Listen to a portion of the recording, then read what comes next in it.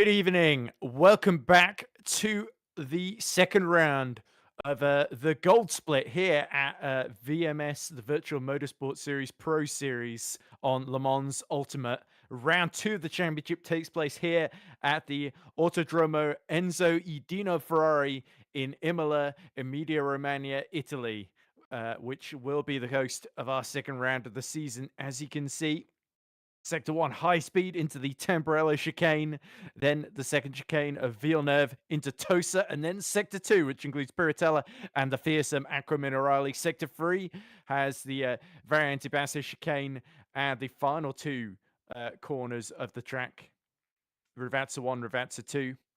Very, very high speed, 17 corners, but quite narrow, quite fearsome, and it's going to be quite the challenge for our gold split field, who are all, let's remind ourselves, fighting for places in the platinum split next season. Some of them have even are even substitutes that you might not see them in action at Portimao last week, as we look at Paul Lepere driving into the pit entry. My name is Edward Hunter. Our broadcast direction is Nicolaus Domino, and alongside me in the commentary box is Sveri.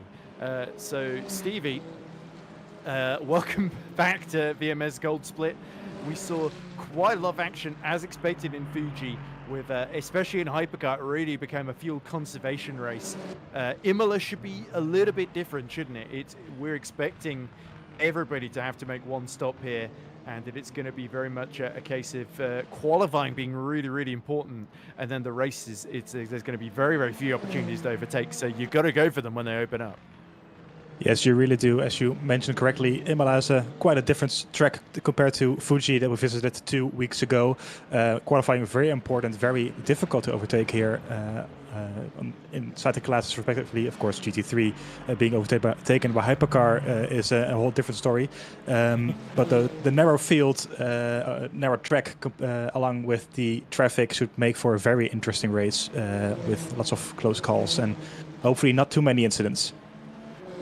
Yes, let's hope so as well. There were a couple last time out at Fuji, but for the most part, it was surprisingly clean as we look at Marvin Butzin just negotiating his 499P with the unique white, blue, and green livery. You're certainly going to recognize that one from a distance. It does make a change from last year, where it was a sea of red and yellow and black 499Ps in traditional white liveries, where you had to tell the 50 and the 51 apart a split second.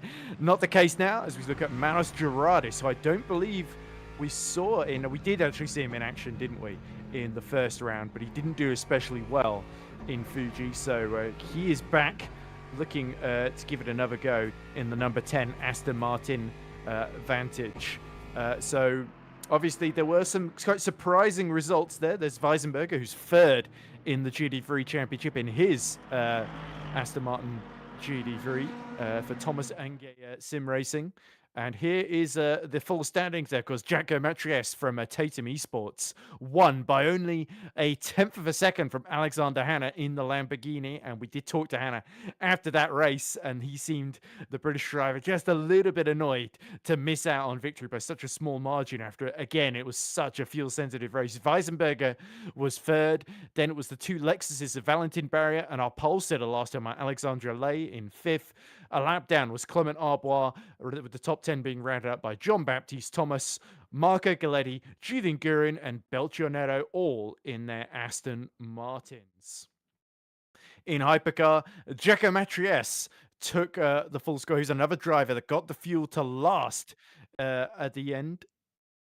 Oh no, this is the overall standings that are identical to the GT3 finishing order, because they only had one race. So this isn't the Hypercar standings. I was trying to anticipate what our broadcast director would do. There we go. These are the Hypercar standings for gold. Brandon Geitz then was the driver that in the Peugeot, surprisingly, was our winner, having passed Giuseppe Di Noia late in the race and was able to steal victory away from him.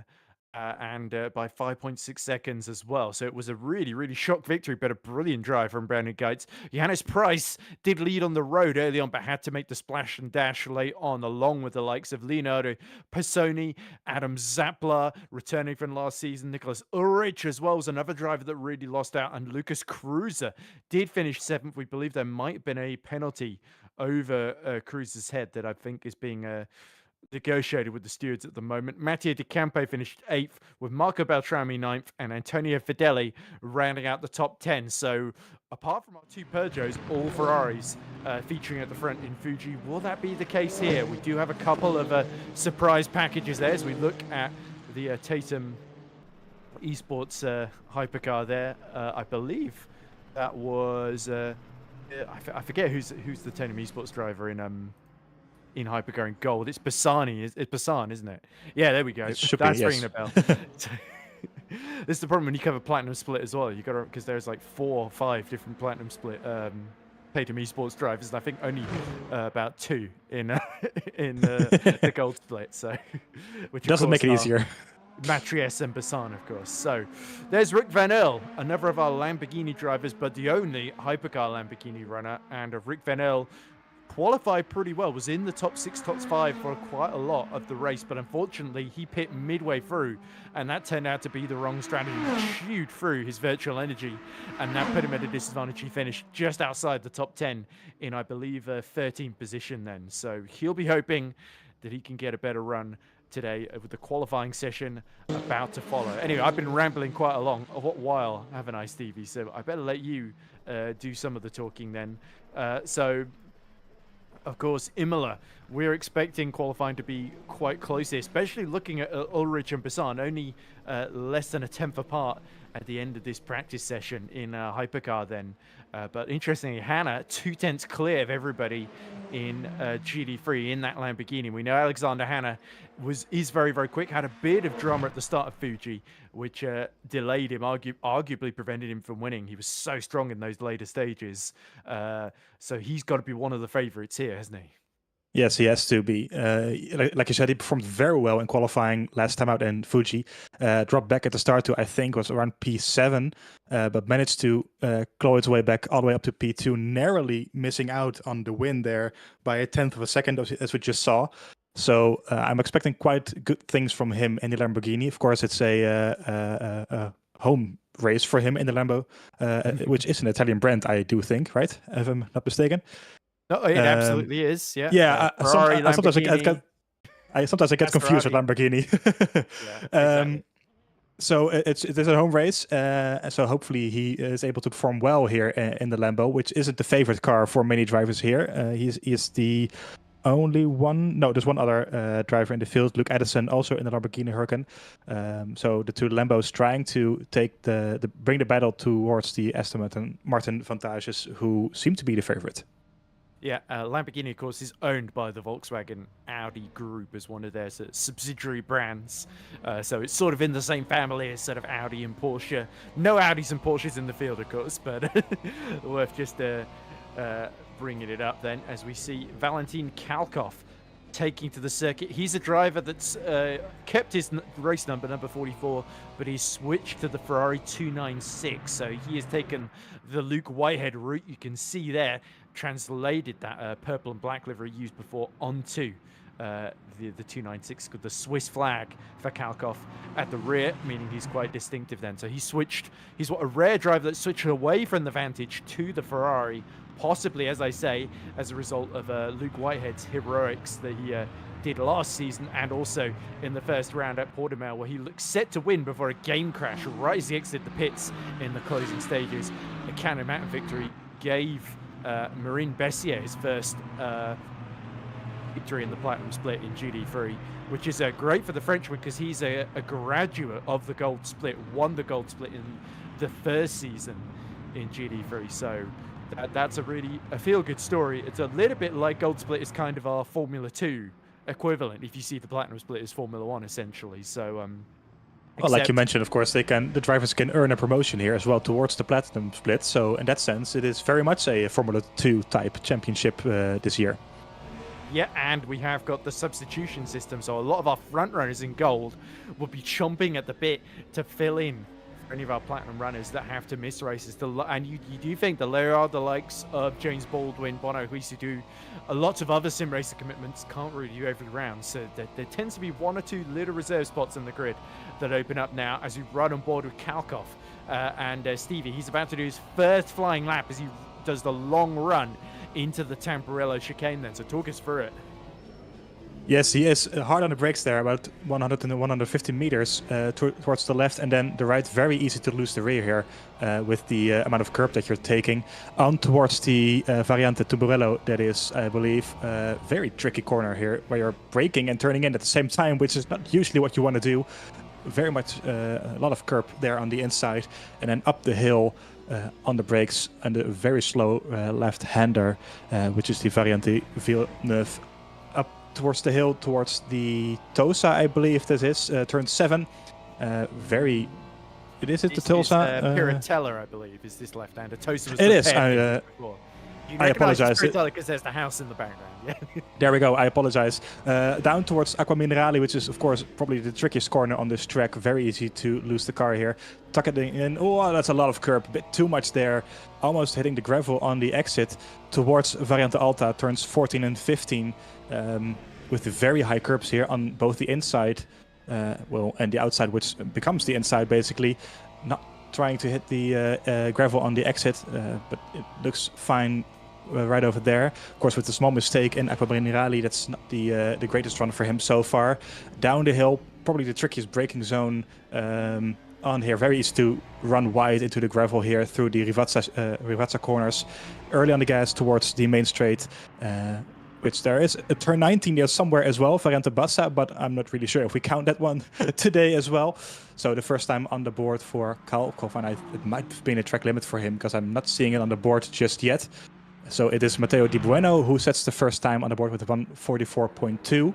We're expecting lap times around the 1:43, 1:42 maybe even. So they're not quite there yet, of course, with the tires getting at the temperature. But the first lap times are being put on the board here at Imola. Yeah, I realized when I did the track guide early on, I called the Variante Alta Variante Bassa. And this Variante Bassa used to be the final chicane before it was remodeled in recent years. There, as we look at Alexander Hanna lighting up the timing screen. He is faster than Matteo Di Buono in the first and middle sector, especially 2/10 up.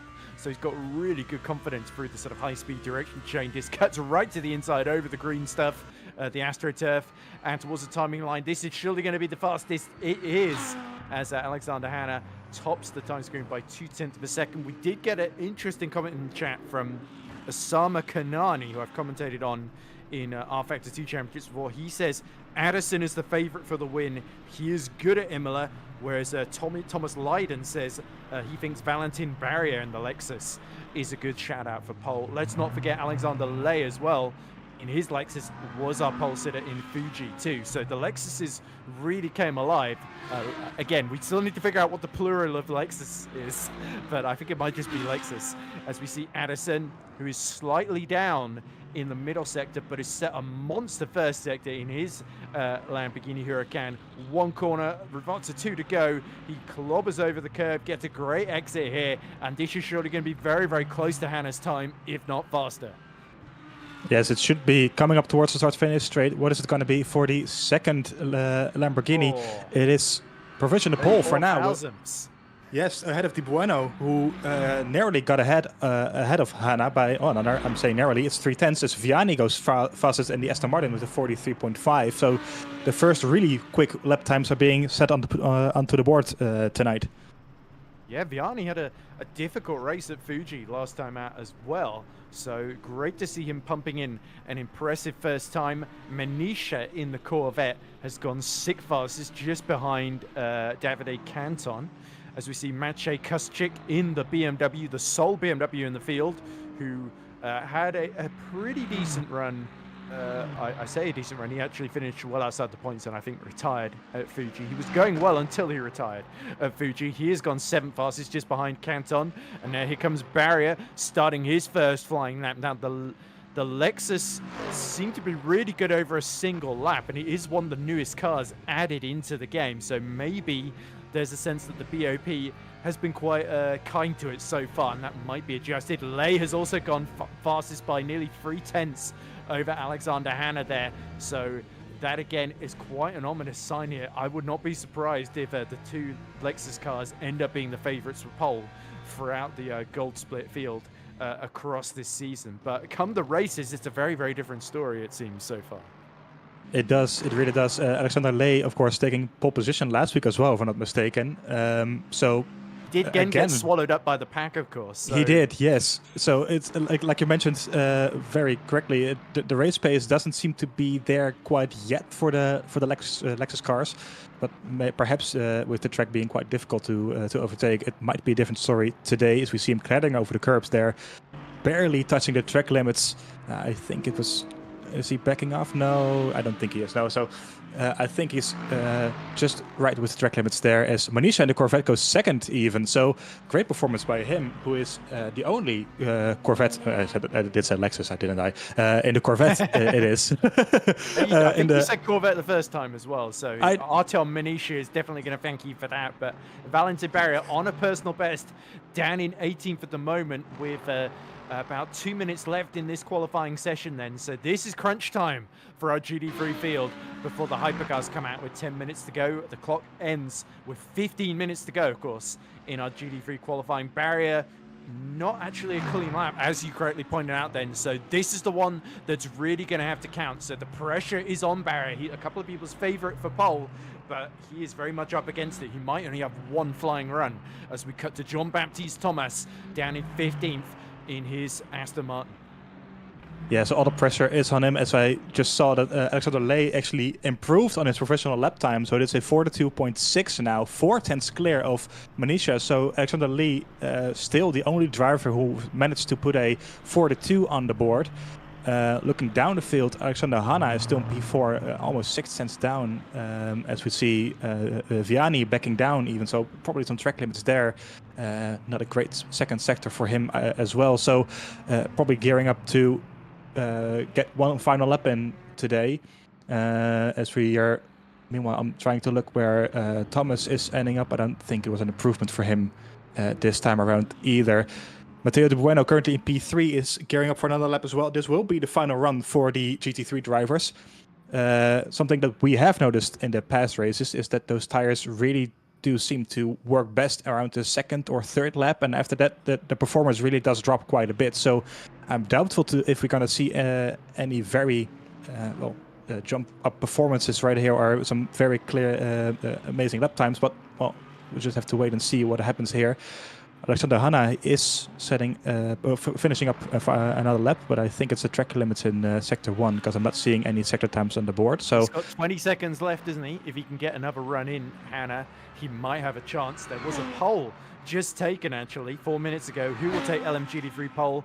It's currently level between Alexander Hanna and Alexandra Ley in the Lexus. So Ley at the moment is winning that battle, but there is Hanna absolutely gunning it out of the Temporello chicane and on the run towards the Villeneuve chicane, named, of course, after Gilles Villeneuve, the legendary Ferrari driver who won about 4 races for the team, but all of his wins absolutely underdog heroic drives. Of course, one of the most famous incidents in Gilles Villeneuve's career happened right near the end, is duel with Didier Pironi right here at Autodromo Enzo Edino Ferrari, of course, which is named after the legendary owner and founder of Ferrari, Enzo Ferrari, and his sadly his son Dino, who of course passed away from illness quite early in life as well. So then Hanna, not troubled by any of that history, has got to get this Lamborghini. He's 94 thousandths down on Ley's time here. So this middle sector, it looked neat and tidy for Ecco Minerati, but it's 2 tenths down here. Hanna is up against it to even start on the second row, because Vianney, De Bueno, and Manisha are all ahead of him as well. So this could be tricky for Hanna here. He's got to see if he can just eke out those few thousandths of a second through the final sector here to try and get on that second row at least. I was still looking for P2 here with the 4/10 gap between P1 and P2. So coming up to the final back straight, narrowly missing track limits again, very tight on those track limits during this lap. So it's quite neat and tidy. What is it going to be? Coming up towards the start-finish straight, it is P4. So not an amazing improvement by Alexander Hanna, but it is a place as Barrier goes second in the second Lexus. So a very good lap from him, just a 10th clear of Alexander Ley, who remains in pole position for now. So I think that is a 1-2 for the Lexus drivers.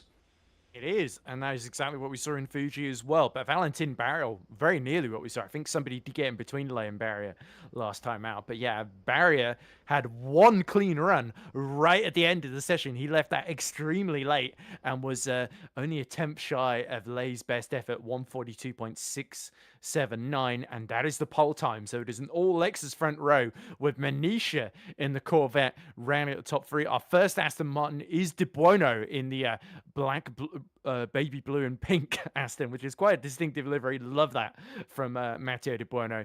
Then we got Alexandra Hanna fifth with Vianney in sixth. Matrese, our championship leader, is down in seventh with Julian Gurin in eighth. Addison, who was several people's favorite, he was 9/10 down in ninth, with Weisenberger third in the championship in 10th. Galetti is 11th, Neto 12th, Gerard is 13th, Canton 14th, Nonenmacher 15th. Thomas lines up 15th with Kuschik down in 17th. I think Kalkov didn't actually get a clean lap in at all, and he is 18th and last of the GD3 field. So all in all, for our top 9 to be split by less than a second is quite competitive. But yeah, really, in qualifying, it's all about the Lexus cars. But come the race, I really think it is basically a 4 or 5-way fight between several different types of cars, between the Lexus, the Corvette, the Aston, and the Lamborghini. Yeah, it sure looks like it. So once again, like you mentioned, the Lexus very quick over one lap, but perhaps not as quick during the race. So we're gonna have to wait and see how those Aston Martins, form during the race, as well as Alexander Hanno, of course, P4, P5 even in the Lamborghini. Also, not a good day for the championship leader, as you say, Giacomo Matoresi, winning last time out, only P9, I believe it was. So it's going to be a fight from the back for him to reclaim some points here. So this could be a very good day for Alexander Hanna, who is of course second in the championship, to score some good points on a championship leader. It is a little tricky to overtake here, as we see the hypercars being sent out then at the exit of the pit lane as we nearly hit the 10 minutes to go mark. But we did see in the Platinum Split race here at Imola, which was the season opener for Season 2, we did see quite a lot of action in GD3, I think because basically Luke Whitehead and Timotei Antonovsky, who qualified on the front row, crashed into each other on the pit lane entry. It started to rain, and that allowed Kieran Prendergast to pit for the wet tyres to basically undercut his way past Luke Whitehead, and then Whitehead suffering damage was basically on the defensive for the rest of it. Added to the fact that at the time the Ferrari 296 performed extremely badly in the wet conditions. Luke Whitehead never failed to remind us of that as well, was constantly moaning about it in the Discord chat. But yeah, hypercars then. Andrea Previato has made it to the end of the pit lane first. He's the driver that switched to the 499P. I forget what Previato was driving before. I think he was in the Aston Martin Valkyrie. Yes, the Valkyrie. Yes, it was. No Valkyries in the gold split. You have to tune into platinum split to get your Valkyrie action. I think Marco Sterneman and Kobe Chan are the two Valkyrie drivers there. So, yeah, in gold split, everyone's decided the heavy V12 is not the car to be in for the rest of this season. Understandably so. It's a fun car to drive. It makes a wonderful sound, but it's not necessarily the easiest end. As we cut to Johannes Price.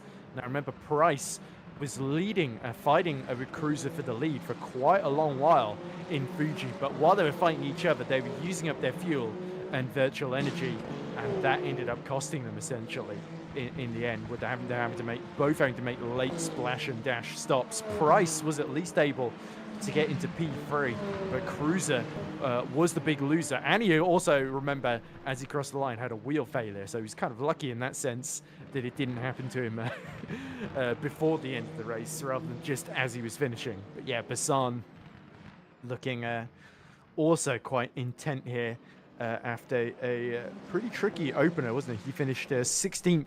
Don't think he made it to the end of Fuji, if I'm not mistaken. So Matej Bassan will be keen. All the other Tatum eSports drivers in VMS have impressed greatly, haven't they?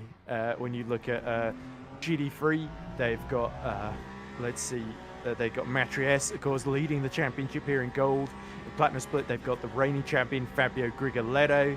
They've also got in Platinum Split and GD3, they've got the reigning Gold Split champion, who is, name escapes me, but it'll come to me in a minute. William Giovannini, of course, the Italian. So lots of amazing drivers in that Tatum eSports lineup. And Basan, who had his moments, made a few good moves, but he really, really wants to prove himself that he belongs and what's becoming the crack team in VMS.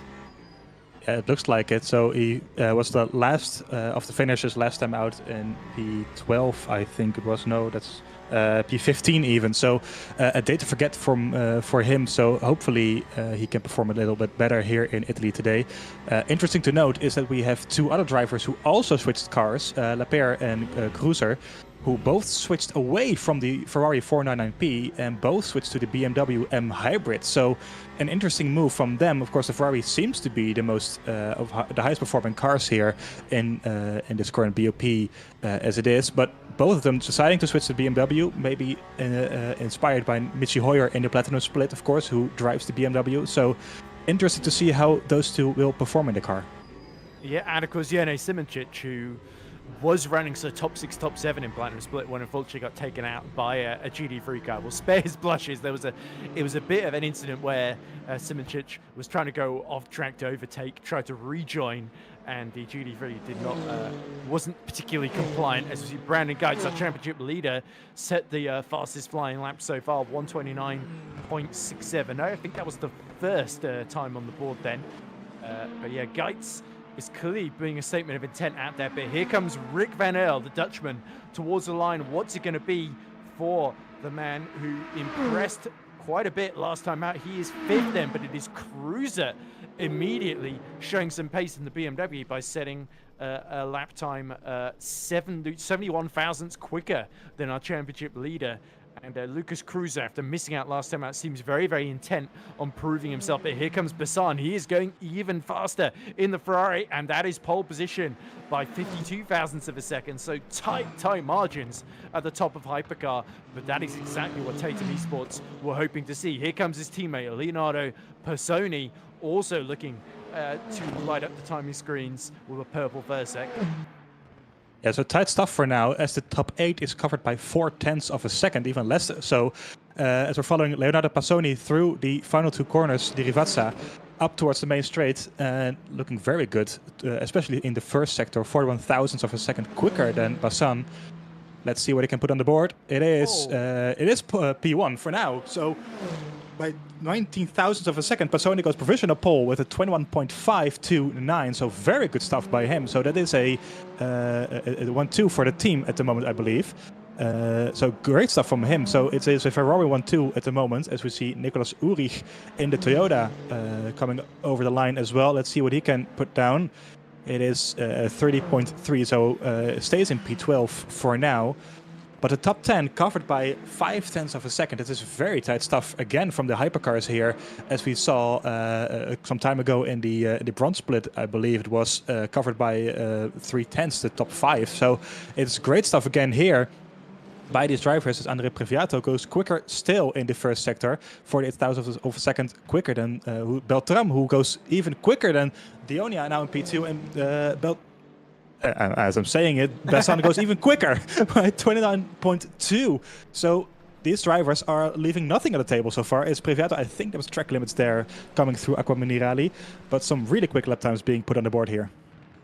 Yep, and certainly there are a lot of drivers that are looking to make amends for races that didn't quite go to plan in Fuji, and Matteo Basan is definitely one of them. Fedele.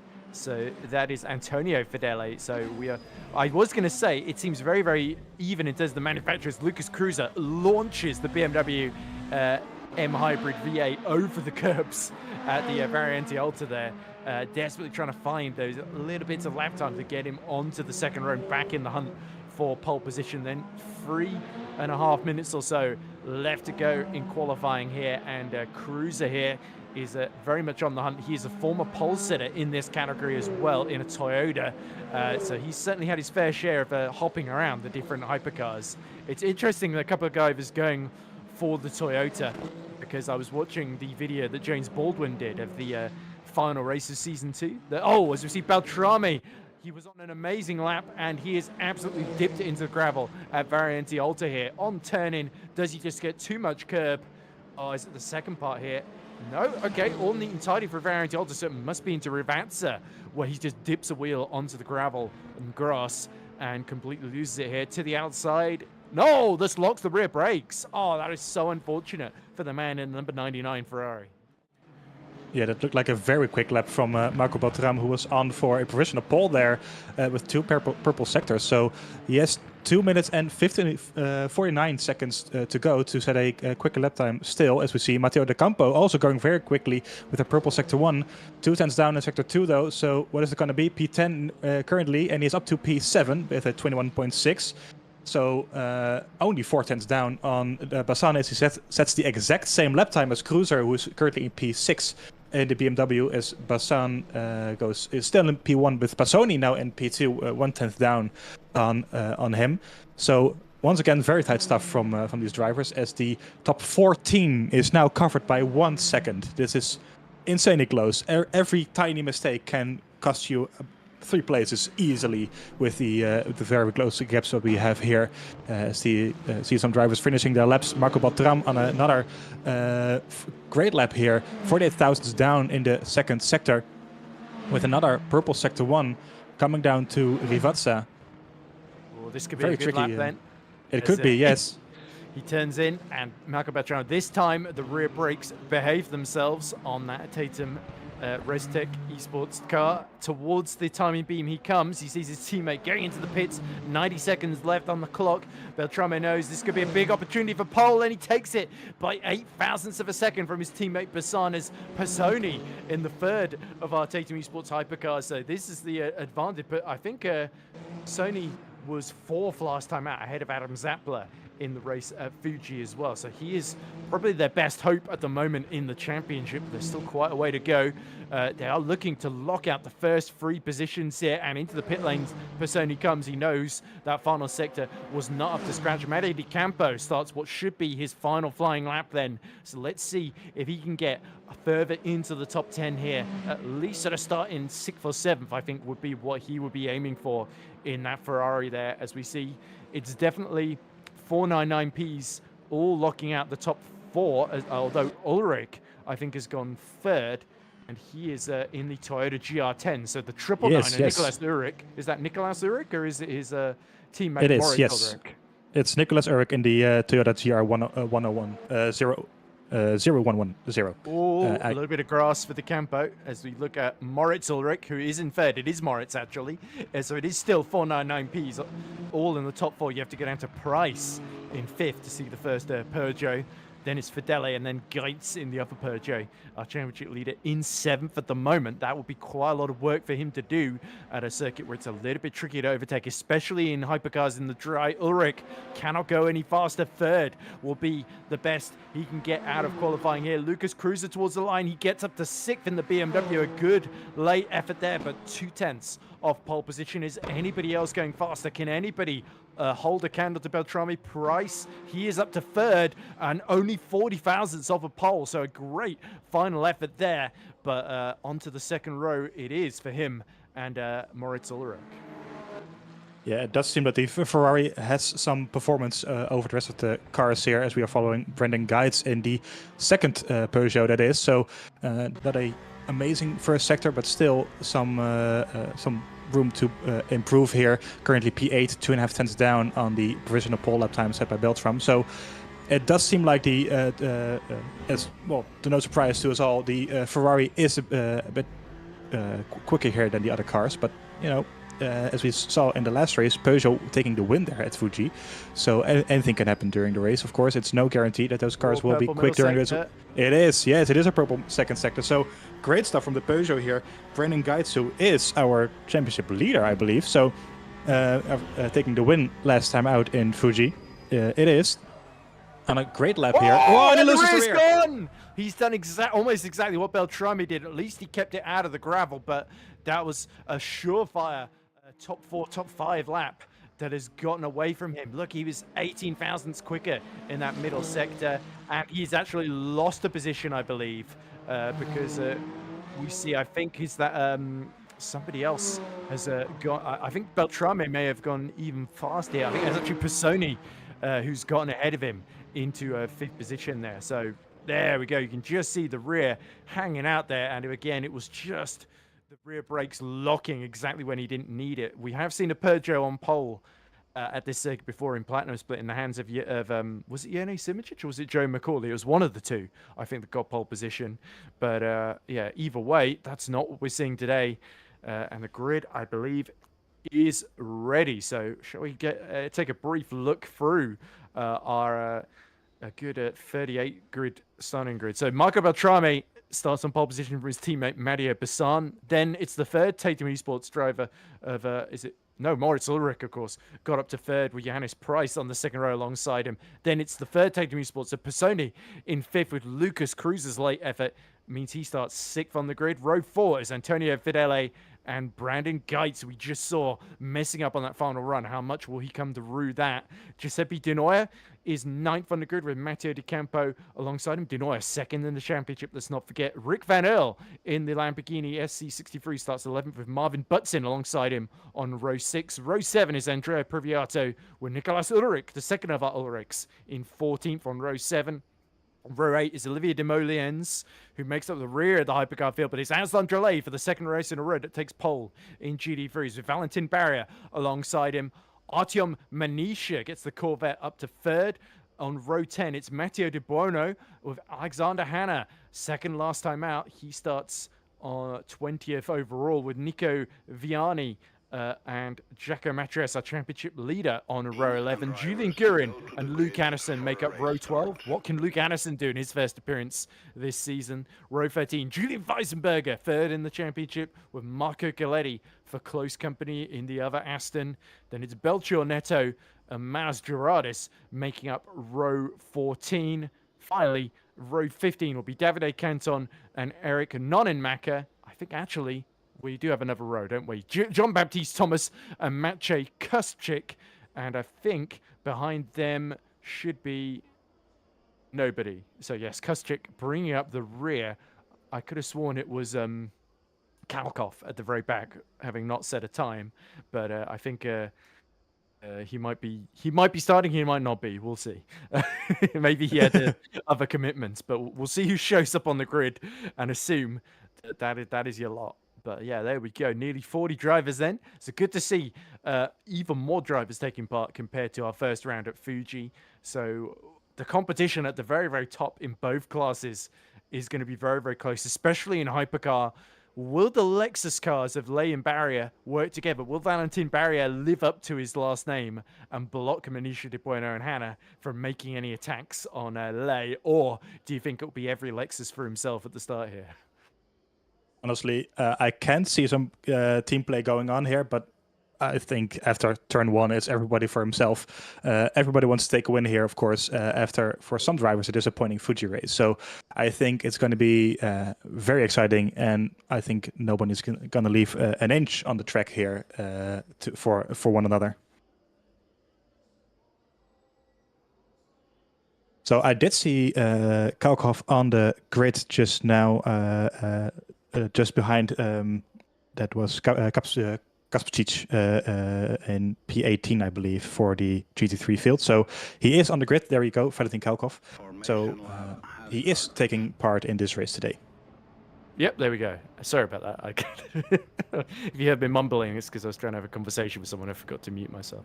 But anyway, there we go. It's like the Tatum eSports will absolutely love. Beltrame and Bessan on the front row.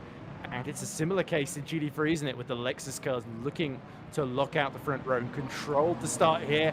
But will there be a bit of personal glory? Don't forget as well about Ulrich and Price. And we do have to apologize. Moritz Ulrich and Nicholas Ulrich are not, in fact, related. It just happens to be a very common last name in Germany, I believe.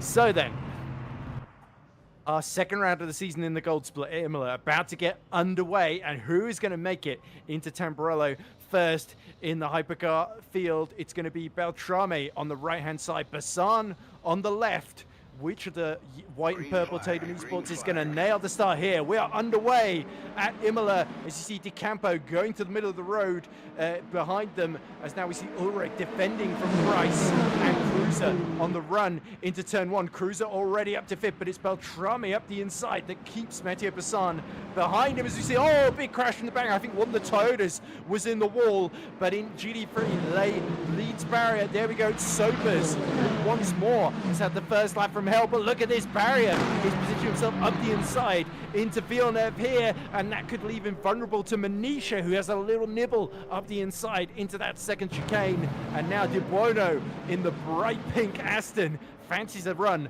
at getting onto the podium there as Matres has had a brilliant start up to fifth as another Hypercar is in the gravel at Tosa as Rick Vanel is being pushed out by Pisoni.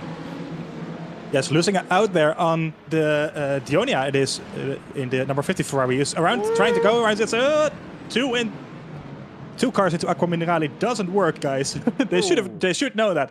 But it is a great start by Beltram, who is 8/10 clear of P2 Bassan. These guys are still added. Lucas Kreitzer in P8, just behind Rick van Aarle, who gets, and that is Kreutzer going past Dionia in their currently P9 Ferrari it is.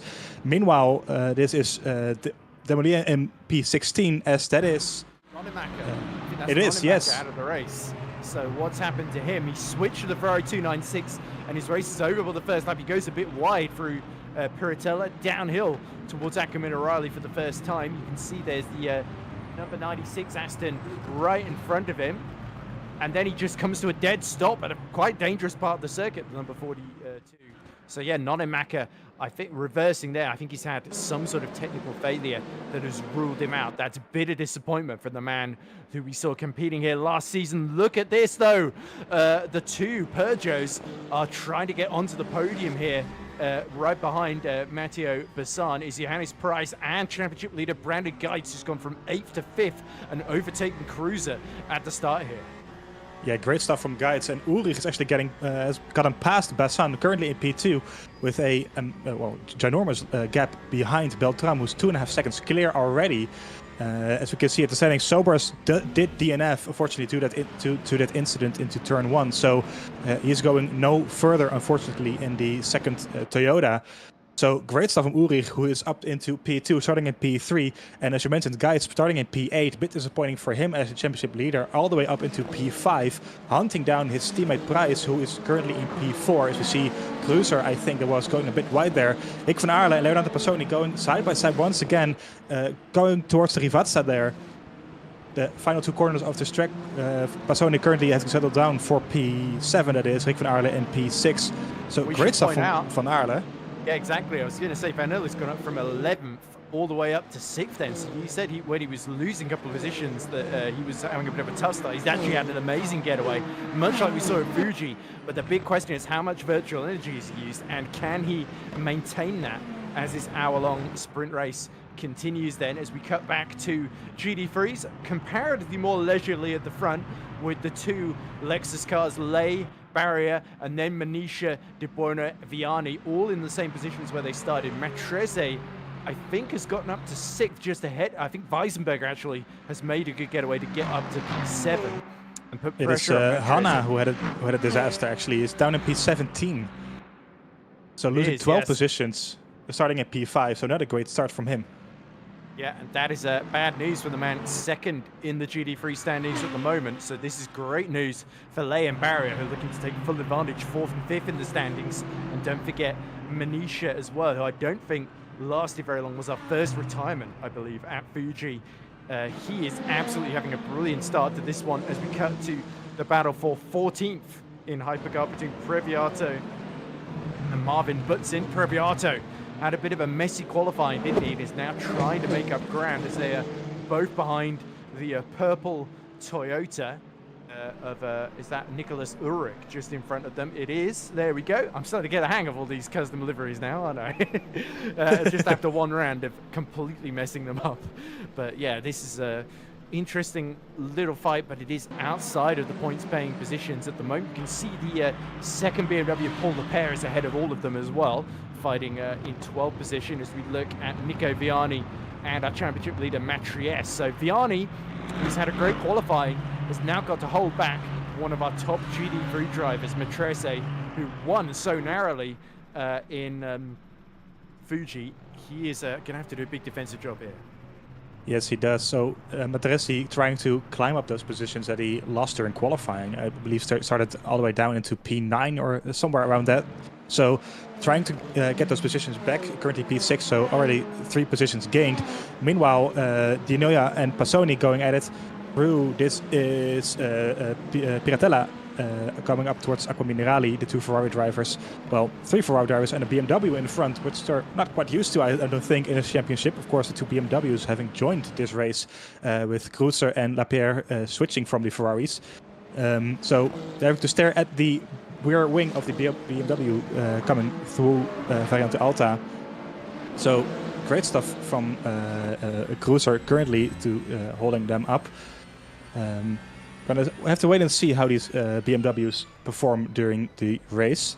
Oh, a little mistake there. As we see, I think that's Cruiser going a little bit wide, losing another position, and nearly sliding it out of Ravazza 2. And that allows Passoni to try and put a pass on Lucas Cruiser, as they can also see Di Noia closing in the background. Oh no, that's Fidele, sorry, that's closing in the background as well, and that yellow Ferrari, Antonio Fidele, but no positions changed there. So the straight line speed of the BMW Cruiser, quite impressive there. Somebody's kicked a load of gravel just ahead of them that's now clearing.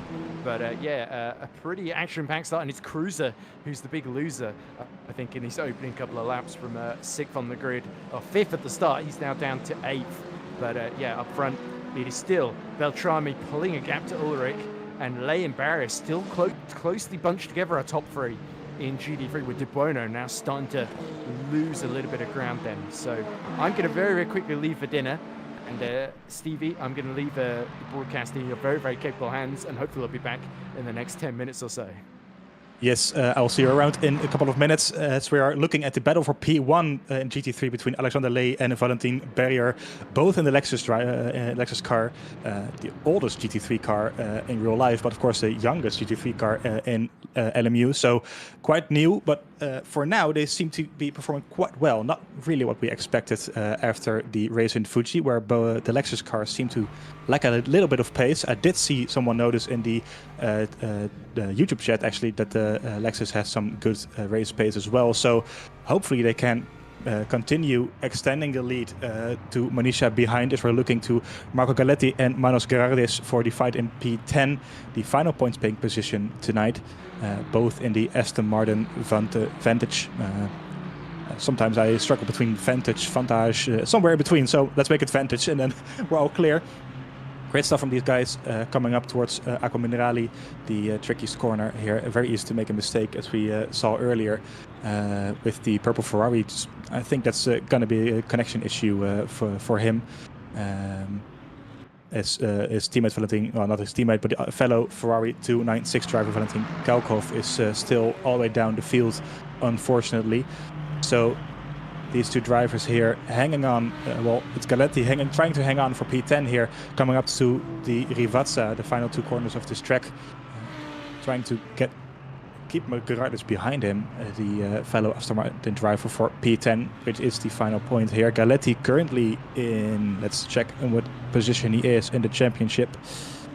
He is currently in P7 it is, so 4 points scored last time out, and Gerardis did second to last time out, so no points for him on the board just yet. So he's trying to make the move here, coming up into turn 1 on the outside, which is not ideally the place you want to be, of course. Very quick right-hander. They're still going at it side by side, leaving each other just enough room there. Might have been a track limits there for Gerardis, but he doesn't manage to hang on as the BMW in P12.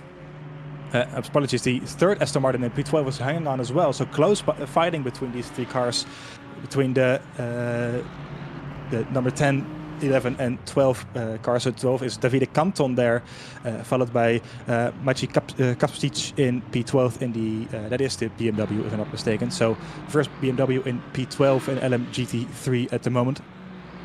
As we see Marco Baltram in the 99 Ferrari 499P, the leader of the Hypercar field, making its way past to, I think that's Alexander Hanna, if I'm not mistaken. might very well be. So extending the lead 2 seconds at the moment. Rick van Aarle still hunting down Brendan Guides in the first, well, for him the first Peugeot 9X8, coming up towards through Aqua Minerali up towards the Variante Alta, the very high curved chicane there. So Rick van Aarle showing great pace here in the first stint of this race in the Lamborghini. Of course, not really the most often chosen car that you see in this game. Not driving anymore in real life, unfortunately. It's a great looking car with the very weird, or well, special, I should say, rear lights on the Hypercar. Wow, as Brendan Guides there gets held up by the GT3 traffic. This is great for Rick van Aarle, who can stay right behind him in the Lamborghini, making the way past for the first time through the traffic. Rick van Aarle trying to go down the inside, maybe being held up by the traffic there. Still side by side there, coming up towards turn 1. Can he make it stick on the outside? Very close stuff there, 3 wide with the GT3. Coming up to turn 1, and he does make it work. Very nice move. Oh, as he goes right through the gravel, trying not to hit anyone there. And Brendan Guides having to put on the brakes there, not to hit, the contact, and that's Rick van Aarle in the barrier. And it's a massive crash there from the Lamborghini driver, and probably a lot of front damage there. So hopefully he can continue, but it does seem very unlucky for him. What happened there? Side by side towards turn 1 as we go on board with Rick van Aarle. Towards turn 1, a lot of traffic ahead, and he did seem to get the move done. Barely missing the Aston Martin there, going through the gravel. And then, hit brakes quite hard at Brendan Guides, and then they just still staying side by side, and a massive spin and hitting the barrier quite hard there. It does seem to continue somewhat, but he's going very slowly, so I would imagine that is quite some wheel damage potentially for him. Yeah, the car does seem to be crabbing quite all over the place, so a disappointing night for him so far, as Davide Canton is also in the gravel. The traffic, as we mentioned before, playing a huge part here in Imola, with all the cars going 4 wide and just hitting the grass there. Spinning out, does he hit anyone else? Oh, in the purple Toyota.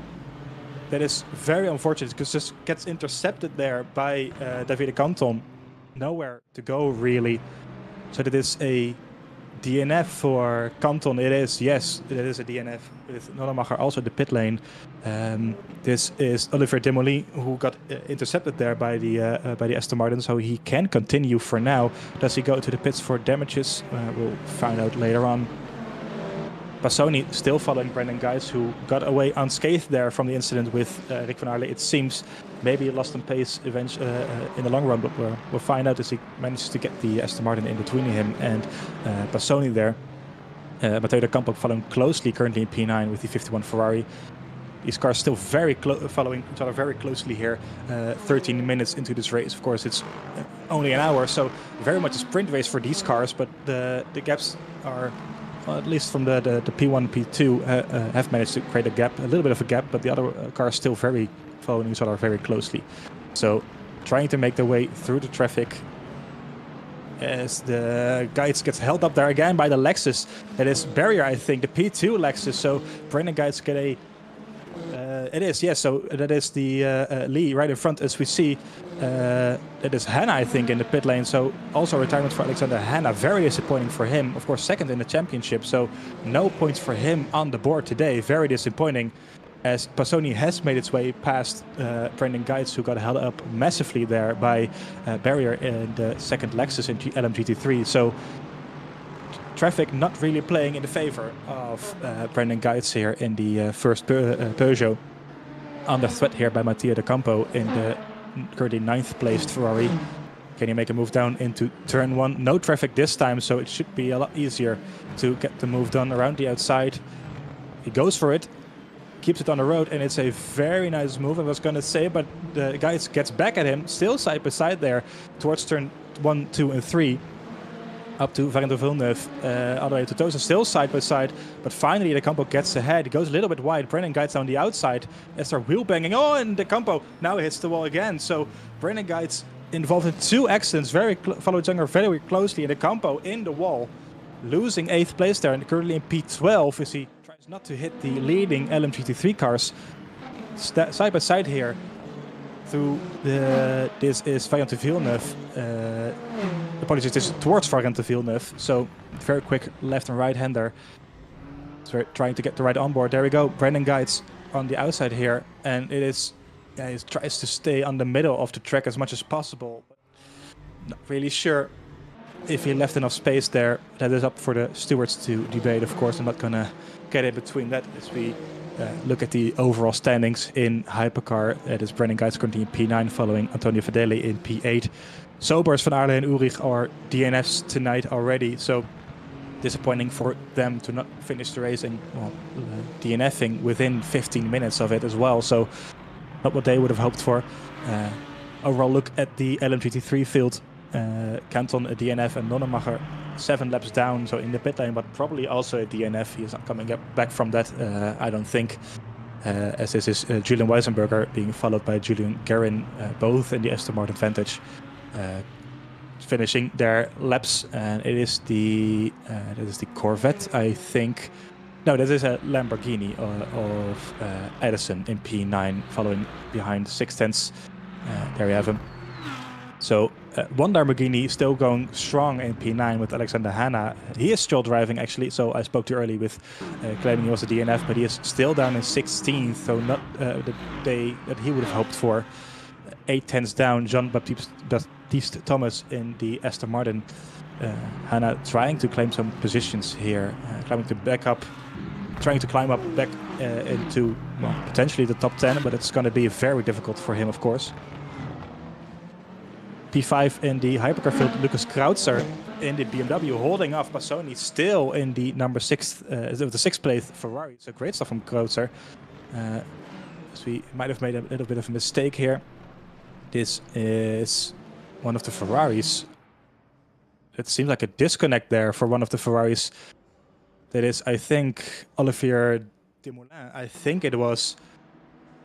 So that is a second disconnect that we saw tonight. It might have been Moritz Ulrich.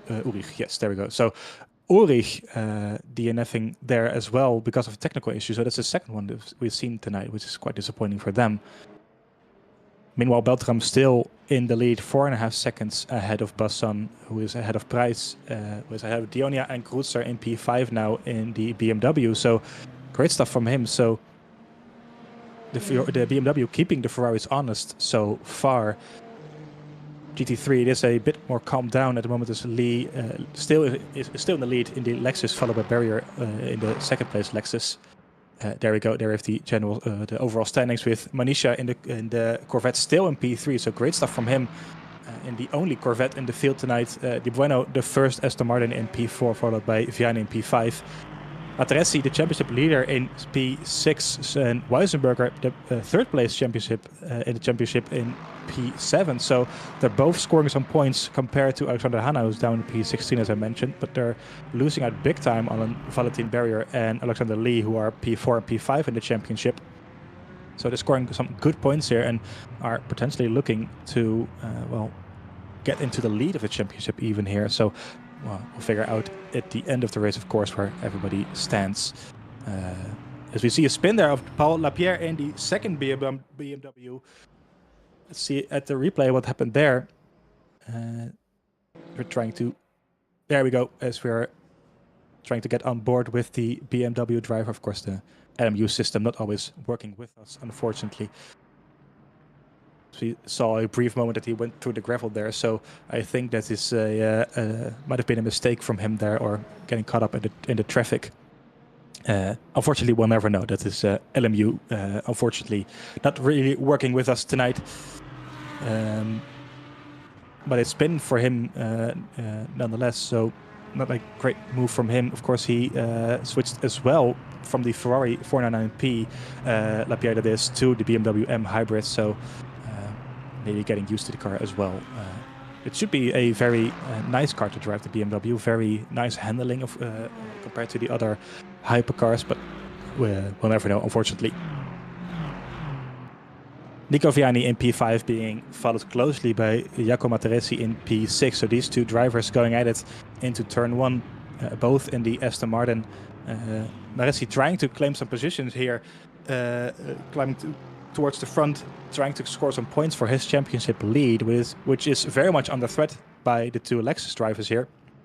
He wants to get past these two cars ahead quite fast, I would imagine. P4 is up for grabs here, or P5 that is.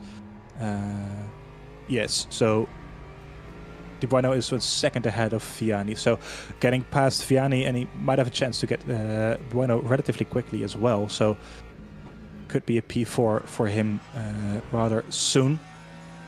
We are following Leonardo Passoni, still hunting down Lucas Krautzer, who's still in P4. Very impressive by him.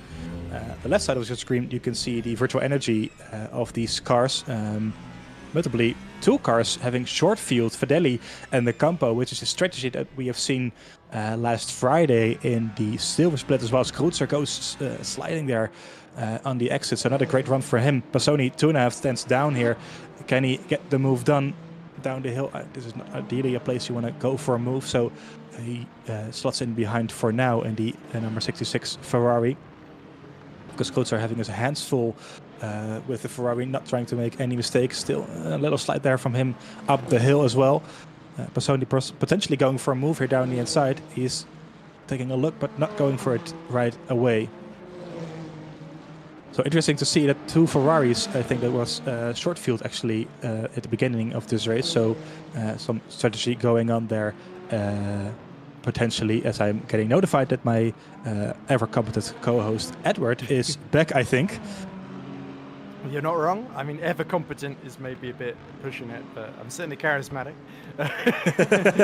But there we go. And while I've been away, it seems we've lost Moritz Ulrich due to disconnection. I saw Rick Van Earl having a massive crash with one of the Peugeots, and I saw one of the other Peugeots crashing out to Campo at Tosa. So admittedly, that was just on my phone while eating. So yeah, definitely seems like I picked the most exciting 10 minutes of the race to miss, but that means I'm more needed than ever to fill during the boring bits, I guess, which were probably aren't going to be too many. Yeah, you'll see that it all dies down now, and nothing is going to happen for the rest of the for the rest of 38 minutes. But that was not the case. No, that is very true. 2 weeks ago, as we look at Julian Guerin trying to catch up with Julian Weisenberger, the 2 Julians. First name spelled slightly differently, of course, but yeah, Guerin was in the first season of VMS Partners, but it was just called the Pro Series back then, and he was in one of the hypercars. And Julian Guerin, I believe, is a real-life French racer, part of the G League eSports squad, and used to. I think he competed in a French open-wheel series I'd never heard of, but it was called like Formula Liga 5000 or something along those sorts of lines, where they take these old hill climb cars and they race them. So yeah, he's got a lot of interesting experience, as well as karting as well. As we look at Beltrami, he's pulled the gap to Bassan to 4.2 seconds. So Marco Beltrami, who shares his name with a movie composer who's done a lot of movies, including, appropriately enough, Le Mans 66 Ford versus Ferrari, the movie about Ford in the 60s. So he scored that. So he shares his name with the composer of the score for that movie. Fun fact there. But yeah, Beltrami actually has lost a bit of time in the traffic here. Into the pits is that Jean-Baptiste Thomas in the Aston Martin there being serviced then. So he is the first of our duty-free field to, I think, unless you can correct me on that, Stevie. I think it is, yes. The competitive pit stop, but just before half distance as well. So this is either going to work out well for Baptiste Thomas, or it's going to be overcut by all the people who pit later, do a splash and dash, and have to put on less fuel in GT3. As we see again, Peugeot's having to muscle their way through the pack of Vianney and Matrese. Matrese still stuck behind Nico Vianney, and this is really starting to hurt his race, because look at De Bueno, he's about 3 seconds ahead of this lot, and then Manish is about 5 seconds behind the 2 Lexus cars. So Matrese has probably got the pace to be part of that equation, but because it's so tricky to overtake, and that's definitely proved the case in GT3, that has limited his progress here. But look, he's trying to make a run here, but he has to let Lucas Cruiser through. And then behind Cruiser is our 6th place driver as well. That looks like a Passoni making his way through. So yeah, once again, they get split up, and our poor championship leader, Matrese, is again just having to be extremely patient here and hope that the race falls into his clutches, because behind that Aston, he's able to do very little at the moment. Yeah, it's not the race that he would have hoped for just yet, it seems. So the gap ahead of him, like you rightfully so mentioned, growing by each lap. So we're just taking a look at the Hypercar standings. It seems that both Ulrich, not related, that we just discussed earlier, exactly. Have DNF'd, unfortunately, with Lapierre and the second BMW, with the first BMW on your screen in the form of Lucas Kreutzer, still defending from Leonardo Passoni, have DNF'd as well. So 5 DNFs already in the Hypercar field after Van Aerle, Sobers and the other Ulrich have DNF'd already. So it's a real slaughterhouse in the field down there already. Yeah, look at Brandon Geitz. He's dropped down to 9th after getting into his incident early on. Was it, I believe, was it with De Campo? Oh, it was one of the... I think it was, yeah. Yeah, so that's our championship leader down in 9th, but he's got 4% more than a lot of the drivers around him. He's doing the best in terms of virtual energy. So does that mean Brandon Geitz is trying to hope that lightning strikes twice, that he can save fuel and get to the end as well as virtual energy? Or is this a different strategy that he's employing, that maybe he's saving a bit that he's going to use before the pit stop rather than after? As we look at Alexander Hanna, who after a horrible first lap, still in the race, fighting away with Belchor Neto, but it's looking like Hanna, Neto's about 42 seconds behind the next car, so both of them are having difficult races, and Hanna here really needs to hope for some attrition to get back into the points. Yeah, notably, Hanna and Neto both did make their pit stop already. So okay. And Thomas has come out behind Hanna, so there are some places up for grabs for these two towards the end of the race, I think. So maybe Hanna decided to get an early stop out of the way after a terrible first lap. Neto did the same thing. So now he's being held up by Neto on the same strategy, and that's going to prevent him being able to undercut as effectively as I think he would hope. Because Belchor Neto, with the best will in the world, I don't think is quite as quick round here as Hanna. Although, you don't know, maybe he can find some speed on if he has indeed changed tyres. As we now look at Brandon Geitz trying to get back ahead of Marvin Butsin in the distinctive white, green and blue Ferrari. So the Peugeot here has got to pick its moment, and certainly Butsin has slowly been dropped by the cars ahead. So there's a big opportunity for Geitz. This could be make or break for his race at the moment, because the way it's going at the moment, he might be in danger of losing the lead in the championship potentially, with Price and Denoyer and Passoni all up there. Yeah, it's not looking good for Brandon Geitz so far, with a bit of a disappointing qualifying as well outside of the top 5. So not the race that he would have hoped for either. The Peugeot does seem to lack a little bit of pace, I'm gonna say, however, Price is still in P3. So Price is managing to get a little bit more speed out of it at the moment. So he has to get the move done, as you say. If he wants to have a chance at fighting for his championship lead during this race, then he needs to get the move done rather quickly. Geitz really created this situation for himself, didn't he? First in qualifying, where he messed up that final lap that was looking so strong, and then earlier in this very race where he made that contact while trying to get past De Campo, which sent De Campo right into the kitty litter at Toso. So we now cut to our duty-free championship leader himself, stuck behind Vianney, who's proved to be an absolutely immovable object, not made any mistakes. Look behind, though, as well, as Weisenberger dips into the gravel, too, on the exit from Tamburello. So this is it may not be a proper endurance race with being the hour-long sprint format, but you can tell a bit of fatigue ever so slightly starting to creep in for some of our drivers as mistakes start to creep into their racecraft here and there.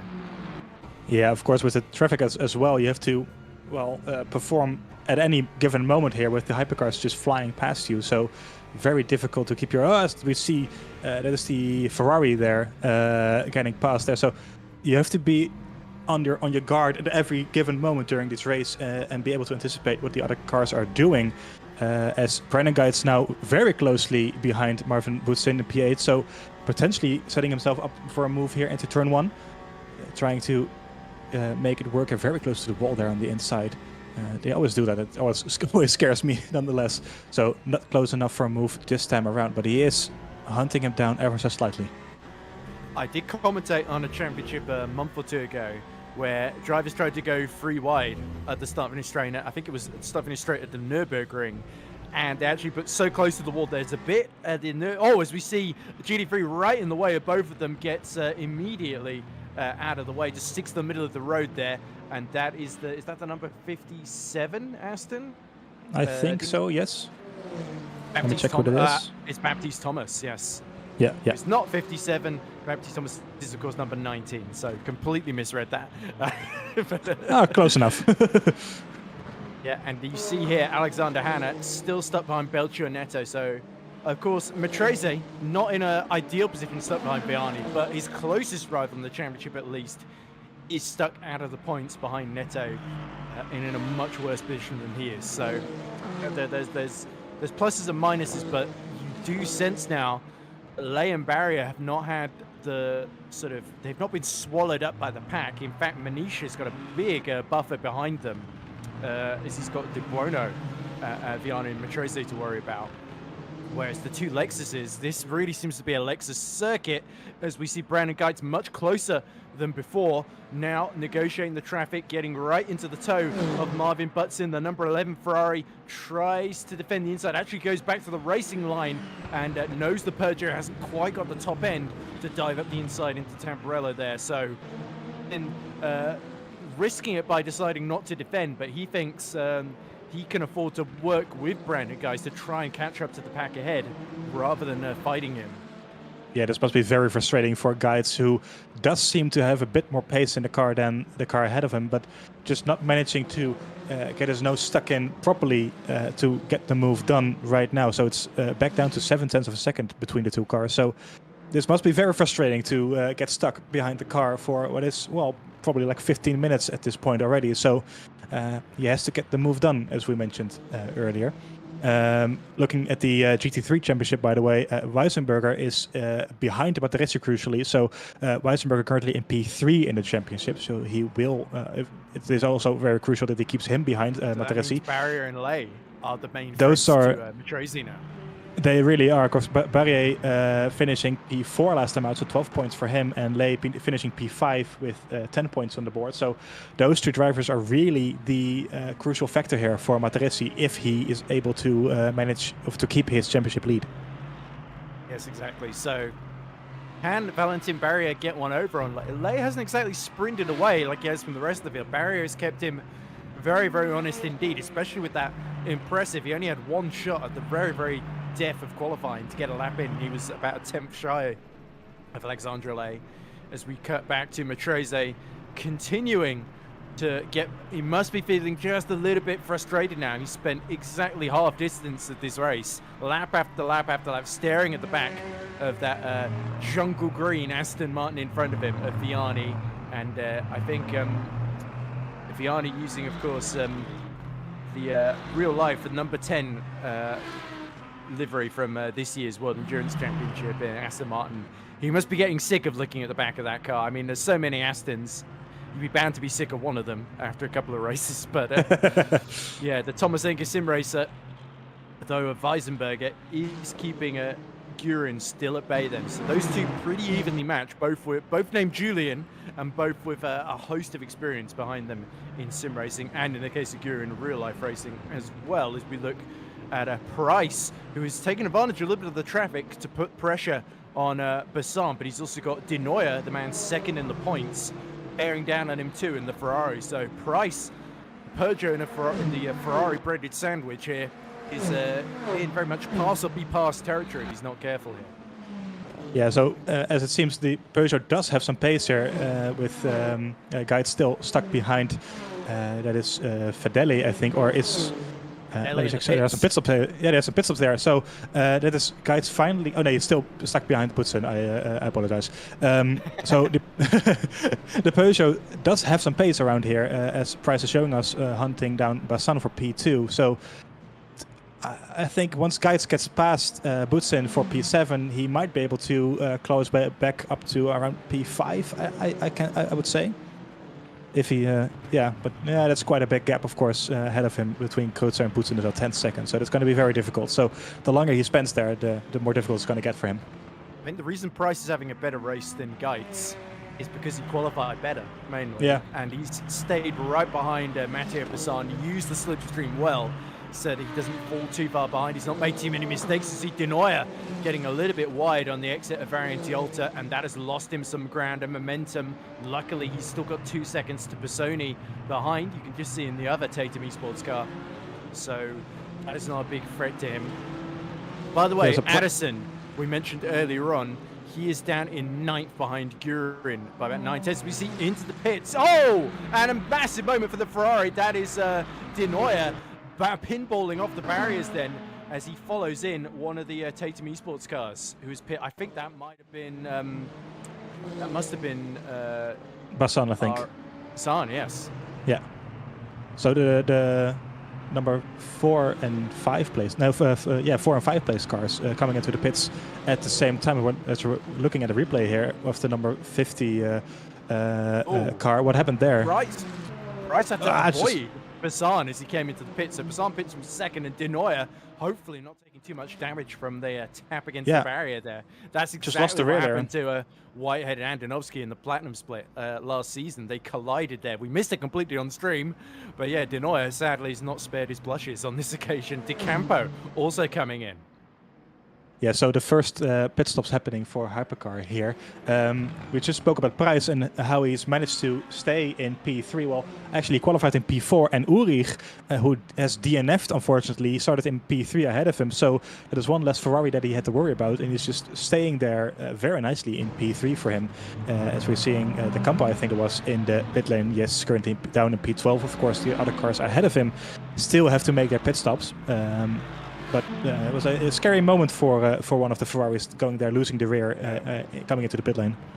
Denoyer nearly saw his championship chances go up in smoke at that moment there. Lucky to get that pit stop out of the way. But interesting thing, in terms of the undercut, we saw Fidele come in a few laps earlier. He came out 13 seconds behind both of them there.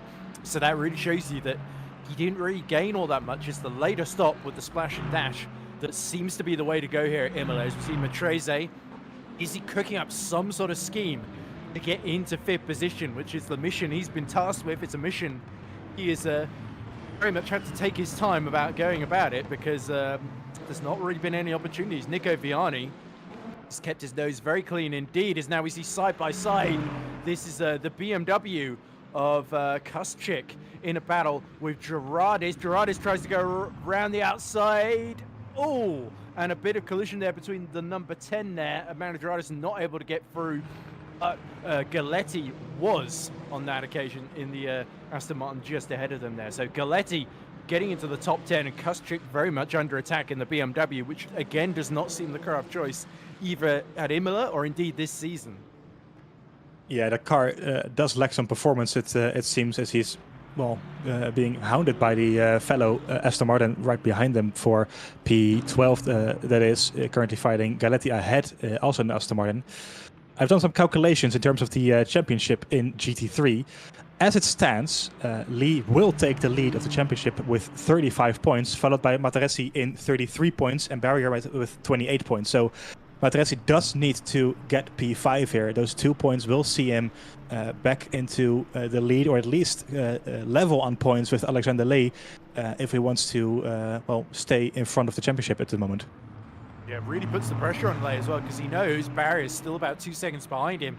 If he slips up or collides with a Hypercar while they're trying to lap him, that could really cost him the win here. So even with the big gap to Manisha, there is no room for complacency, because the championship lead could disappear in a heartbeat if he's not careful here. So 21 minutes to go. It is not done and dusted yet then, as we now see Manos Gerardis hoping can use the speed of the Aston Martin Vantage. It's interesting because last season it was the Mustang that was really, really good in a straight line. Now it seems the Aston was just the best all-rounder car, whereas the BMW, we know historically, has got a lot of grunt behind it, but we see Kuschik very much being ganged up on in the VMS eSports machine here, and Manos Gerardis in the white Aston, flashing his lights to let the 5th place Hypercar through, but he's looking to really take advantage, and the Hypercar going off into the gravel there. Oh dear. Hopefully not coming on back on the track in front of the GT3s. No, he manages to clear it. Yeah. There he is. It's Demolians, I think, isn't it? It is, yes, followed by Matteo Bassan in P9. Number 5, Bassan, who, not the 5th place. There we go. That's the wrong number. Easy mistake to make. So Matteo Bassan, who has made his pit stop already from P2, I think it was, is now behind Olivier Desmoulins in P8. So Bassan has to make this move rather quickly to stay ahead of Price, who was following very closely, of course, before his pit stop here. So it's going to be interesting to see if he manages to get out ahead of Price after this. Yeah, and will this put pressure on Beltrami to come in earlier than he would want? Look at the amount of virtual energy left. Beltrami's actually got 14%, so him, Demolians, Previato, and Geitz especially, as we predicted earlier on, doing the best in terms of saving virtual energy. Might be over one more lap than some of those in between them. But, yeah, I would say one more lap, yeah.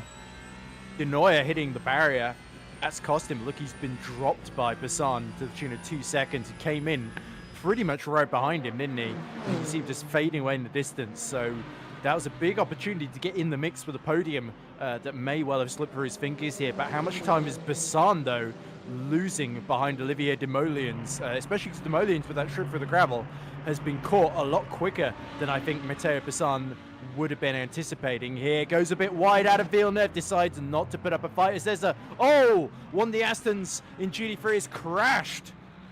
That's Luke Addison through into 8th then, so it was somebody ahead of him that has absolutely dropped it coming out of Villeneuve.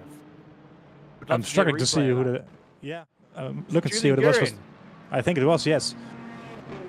In the 16. Right behind Weisenberger. And does he just drop it all on his own? Over the curb, it's the exit here. Oh, dips just slightly onto the gravel. And a huge hit. The wheel comes off, and so too does the rear wing. And Julian Guerin, as we said, a lot of experience, but he had a lot of difficulty in the platinum split as well in his short career there in the first season. And unfortunately, that bad luck seems to have followed him into the gold split as well. There was a solid top 10 there that has very much slipped out of his control now. Yeah, so that is the 4th DNF already of the GT3 field tonight, together with Nonnemacher, Kalkhoff, and Kenton already out of the race, unfortunately. So, well, big mistake from him, dipping the wheel just too much in the gravel there and losing it on the exit. Quite a easy mistake to make. Stevie, but we've got less than 20 minutes to go. That is very true. More than halfway through, so that's I think going to be gutting for Julian Guerin because that is done a lot of the hard work there. As we now I was kind of surprised to see that we only have 20 minutes left there. So apologies. Me too. I was able to fit in a dinner break and come back, and still it's flown by. But nonetheless, Beltrami now 7-second gap to Price, but he is not tempted to make the earlier stop. Maybe he knows what the gap is to his teammate. I know that there's traffic he would pit into, and he wants to wait until the last possible moment. He's got the virtual energy to do it, as you can see, whereas the likes of Butsin still under pressure from our championship leader, Geitz. He is the one that has got the hardest job because he's got to make the virtual energy last if he wants that shorter pit stop, the splash and dash, unless he pits a lap before some of those around him. Yeah, so fights going on. De Buono has closed the gap to Manisha to just under 1.5 seconds now. So the Corvette, Atil Manisha, has done an absolutely fantastic job in qualifying and the race, but he could well find himself with a bit of defensive job to do. It's the DC racing car of De Buono. Matteo De Buono, of course, related to our Platinum Split race winner, Marco De Buono, I believe is his brother. But the fact that they're in different teams and De Buono in Gold Split has got that fantastic pink livery definitely he's doing everything to make you think he isn't related, although his driving is the only thing that seems comparable, given it's of a very high standard. And he is looking for that first podium, and Manisha too as well, looking for some unlikely heroics in the Corvette at one of the few tracks that seems to suit it better than the Aston. It is great stuff from Manisha so far. He is 10 seconds behind the two Lexus, who are pretty much dominant and invincible all race, as this is De Nooijer actually getting past barrier there in the P2 sitting Lexus in LMGT3. There we have Alexander Lee in the first place Lexus. So Manisha, great stuff from him. De Buono following him closely by 1.5 seconds in the first Aston Martin, but the Corvette surprisingly very competitive in this race. As some more pit stops are coming up here for the Hypercar field. well, Bassoni and Kruzer Butsin really probably coming in this lap or at the end of this lap with guides probably crucially being able to extend by one more lap. So maybe able to get the overcut there, finally getting rid of Butsin, who is still in front of him by 1.4 seconds at the moment. So maybe he can finally get past the Ferrari in front of him after the pit stops. Yeah, Bassan is going to be the crucial one for a lot of these drivers, sort of second downwards. I think Beltrami has maintained that lead quite comfortably, so he's looking quite strong in terms of where he's going to filter out here. Butsin will have to pit earlier, as you say, because he's got the least virtual energy. If he runs out that 4%, hits 0, or drops below 0, I should say, and he's in for an 100-second penalty, and that could well destroy any chance he might have had of finishing in the points. Denoy, though, Bassan has cleared Demolians, and Denoy now is starting to catch Olivier, the Frenchman, as well. So Bassan has got at least clear air, and he's starting to close the gap, and in comes Price as Denoy gets a penalty for exceeding track limits. Beltrami has also come in from the lead as well. So we're seeing our top 3 all pitting at the same time. Will Cruiser continue, or will he come in as well? He is coming in as well, yes. So I would suspect that Butsin is coming in as well in a couple of seconds, and that guides. Yeah. Well, in GD3. So a lot of pit stops happening all of a sudden here. Let's see, that's Butsin in the pit lane as well. So I would suspect that the other Peugeot, which is guides, extends for one more lap. We're waiting to see for that in just a few moments. Guides did save a lot of virtual energy. He did, yes. He had about a lap's worth more than anybody else, so that would tally up the sort of 4% that he had saved. Out then comes is that Beltrami? It is, yes. I believe so, yes, from the lead. So he's come out in second, and that's because there's somebody ahead, Geitz, that hasn't pit yet. Yeah, there we go. So 23 seconds ahead of Beltram. So crucially, Bassan coming out just ahead of Cruiser there. So Bassan, I think, has actually been jumped by Passoni, who has overcut him as Butsin gets a penalty. Speedy in the pits, I believe. Well, that's not great for him. So that would put him behind guides anyway. So regardless of, because that is a stopping drive-through, I think, right? Speeding. So it will put him right out of contention, unfortunately for him. So that would put guides up into P6. It is, I think. And according to, if my calculations are correct, that would still put him into the lead of the championship with Price. If Price finishes in P3 here today, that would put him on level Price points at the with moment the guides. is P2 though. He's P2 at the moment. If one's guides pits. Yes, apologies. That was my calculation. So if he gets, because Price has 15 points at the moment. So they'll give him another 18 points, so they put him on 33 points. So there's a level on points with Guides. If Guides manages to get P6 here, he would still be in the lead of the championship. Yeah, there's Luke Anderson pitting along with Artyom Manisha, who's our highest runner to pit from third. That lets Matrese through. So Manisha is going to come out, should still be in fourth position overall, so he's only lost one position. As we see, De Bueno is going to come through to get ahead of Addison. Addison's gained a bit of ground here. There's Vianney, and yeah, he does come out still ahead of Weisenberger. So Addison's a lot closer to Vianney, and remember, we're expecting Matrese should come out either just ahead or in between those two once he pits, depending on how these in-laps go. Yeah, so I think that's Weisenberger actually lost some ground compared to Vianney and Addison, who I think were behind him, if I'm not mistaken. So it's going to be crucial for Matrese to get out ahead of him. Help. That is surely not going to help with the gravel there. Unfortunately for him, not a spin, as we saw some moments ago for the other Aston Martin McLaren.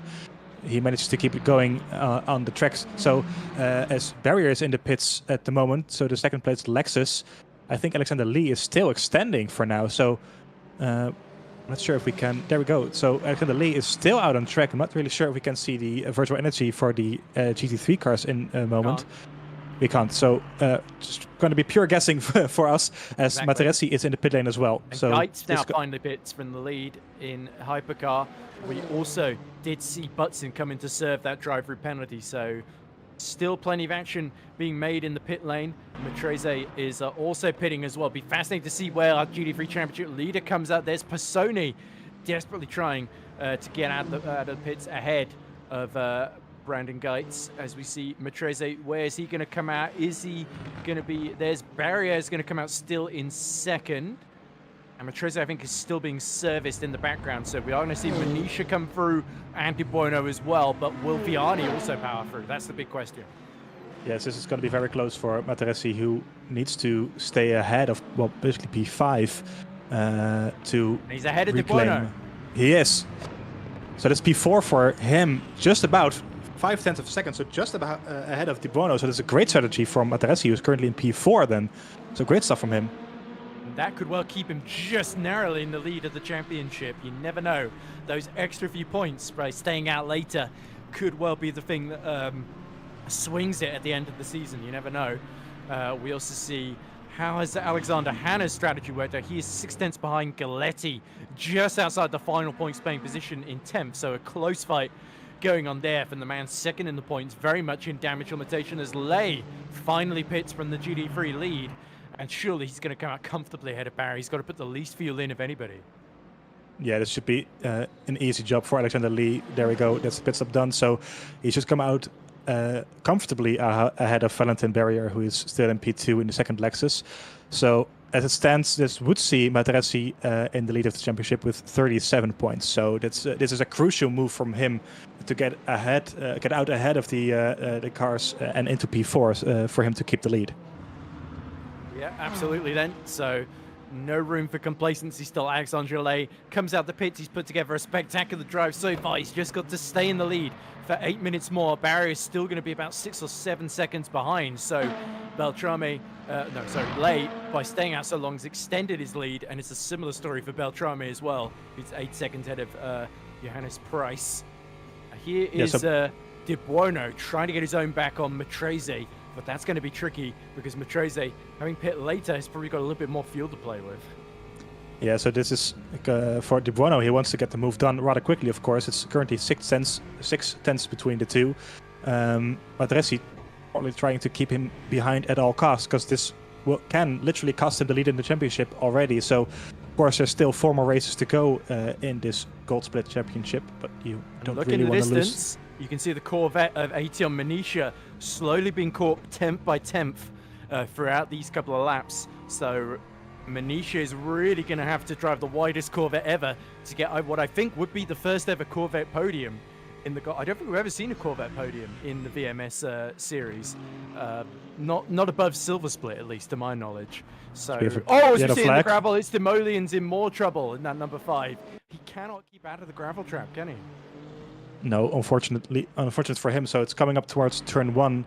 Is it just a mistake that he makes, or is it traffic that he has to overtake? Let's see in just a few moments.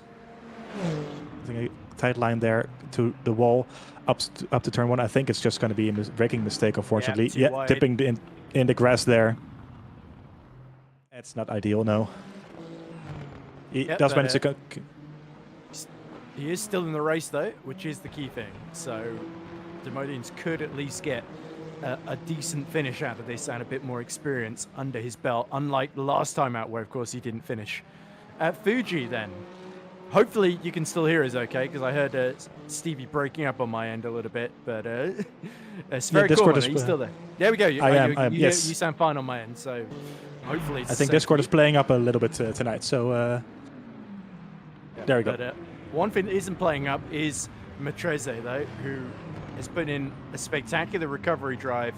And the key thing is here, can Jack and Matrese catch Manisha before De Buono starts to put the pressure on? Because De Buono, even with this great strategy of Matrese, De Buono looks a little bit quicker at the moment in that pink Aston. But now he's got traffic to contend with at the 9th place. That's De Campo, I think, just going around the outside of him there. I think so. Both of them in quick succession there. So bad news for Matrese. Now he's at the mercy of De Buono, or lack thereof. Yeah, so the gap ahead to Manisha is still 2.5 seconds for Matrese. So it's probably more going to be looking backwards than forwards for him, unfortunately. With Barrier 12 seconds ahead of Manisha and Lee 6.5 seconds clear of Barrier in P1. So a dominant drive from him. But Matrese, trying to cling on onto P4 ahead of Matteo De Buono because he does not want to lose his first place in the championship. Matteo De Buono probably on the phone to his brother, asking for tips on how to get past Matrese here. But one thing we should point out about Hypercars is, of course, that Matteo Bassan pit from second, didn't he, behind his teammate, and he's come out in fourth. There's a yellow flag somewhere out on track as De Bueno continues to go on Matrese, but that is Manos Gerardis driving around without a rear wing there, I believe. So that is bad luck for him. He has had a crash, I think, coming out of, that must be Piratella. It is, yes. So is it with Thomas? Yes, I think it is. Side by side there. This on is the brakes. Oh dear. That was the fight for, I think, 11th position, wasn't it? Oh. And Gerardis sort of got tapped around. He had the inside there, and Jean-Baptiste Thomas was not willing to give enough room, and unfortunately sort of turned in at exactly the wrong moment from the outside. Yeah, I think that was unfortunate. I think Thomas just kind of turned in without realizing that he was on the inside. So now it's up to him to not drive the car too quickly back to the pits. So no rear wing, of course. So a lot of lack of downforce there. Very easy to make the car spin. Hypercar behind as well. Oh, he's going to keep going. That is risky because he's got a lot less drag, admittedly, but it's going to be harder to get the car through those corners, especially the rear stability is going to be in a GT3 car, not as costly as in a Hypercar, admittedly, but still. Not the way you want to drive around the track, I would imagine. So it's only 4 minutes to go, so he might try to stick it out until the end. But Will it is he get in trouble with the stewards? Because that is the sort of thing, driving a damaged car. Oh, when he's actually there we back have him. into the wall at Tamburello. So either way, I think he might be forced to pit at the end of this one, regardless. So this is going to be pretty high-speed impact then. Keep your eyes, by the way, on that De Bueno Matrese fight, because I think that's going to be the main action in these final couple of laps. Yeah, so probably not even realizing that he... Oh, it's all the way back there even. So spinning across the track there, very luckily not hitting anyone else. So maybe he didn't even realize that he didn't have a rear wing anymore, or he's just very frustrated by the... I think he would have gotten some sort of impression when he hit the wall. I think that made it clear for him. I think it's his frustration because he knows if he pits, he just loses even more time. So it's kind of... It's a lose-lose scenario from his point of view at that point. But yeah, that's he is the last running GT3 car in the field though, so he wouldn't lose any positions by it. But it, unfortunate for him there. It wasn't really his fault. I don't think. It's a yellow flag again. So well, there we go. That's game over.